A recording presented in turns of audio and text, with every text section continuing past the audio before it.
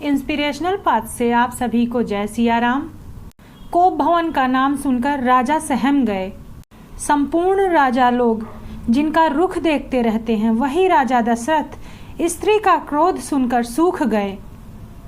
कामदेव का प्रताप और महिमा तो देखिए। जो त्रिशूल, वज्र और तलवार की चोट अपने अंगों पर सहने वाले हैं, वे रतिनाथ कामदेव के पुष्प बाण से मारे गए। इसी क्रम को हम सुनेंगे। आइए हम लोग रामचरितमानस का पाठ करते हैं। सांझ समय सानंद नृप गयौ कैकई गेह, गवनु निठुरता निकट किय, जनु धरि देह स्नेह। संध्या के समय राजा दशरथ मन में आनंदित होते हुए कैकेयी के महल में गए, मानो साक्षात स्नेह ही शरीर धारण कर निष्ठुरता के पास गया हो।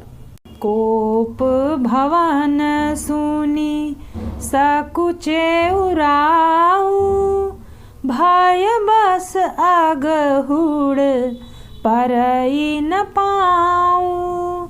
सूरपति बसाई बाहुबल जाके, नरपति सकल रहहि रुख ताके। कोप भवन का नाम सुनकर राजा सहम गए। डर के मारे उनका पांव आगे को नहीं बढ़ता।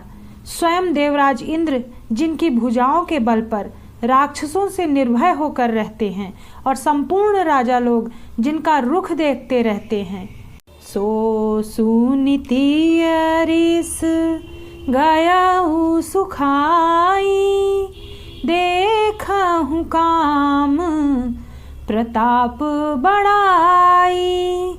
शूल कुलिश आसी अगव निहारे, तेरा तिनाथ सुमन सर मारे। वही राजा दशरथ स्त्री का क्रोध सुनकर सूख गए। कामदेव का प्रताप और महिमा तो देखिए। जो त्रिशूल और वज्र और तलवार आदि की चोट अपने अंगों पर सहने वाले हैं, वे रतिनाथ कामदेव के पुष्प बाण से मारे गए। सभय नरेशु प्रिया पहि गयऊ, देखी दशा दुख दारुण भयऊ। भूमि शयन पटु मोट पुराना, दिए डारी तन भूषण नाना। राजा डरते डरते अपनी प्यारी कैकेयी के पास गए। उनकी दशा देखकर उन्हें बड़ा ही दुख हुआ। कैकेयी जमीन पर पड़ी हैं, पुराना मोटा कपड़ा पहने हुए हैं, शरीर के नाना आभूषणों को उतार कर फेंक दिया है। कुमती कसी कुवेशता फाबी, अनहिवातु सूच जनु भाबी। जाई निकट नृप कह मृदु बानी, प्राण प्रिया केहि हेतु रिसानी।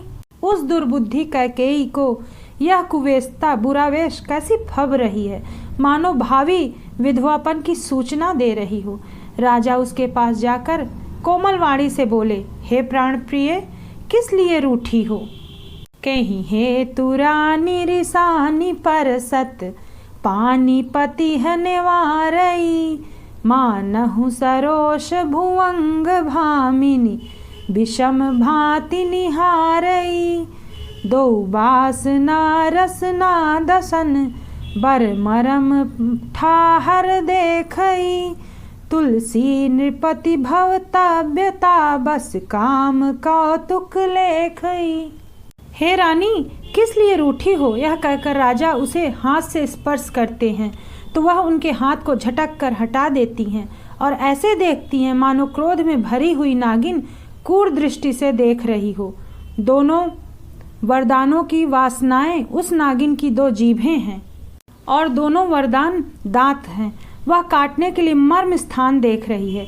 तुलसीदास जी कहते हैं कि राजा दशरथ होनहार के वश में होकर इसे कामदेव की क्रीड़ा समझ रहे हैं।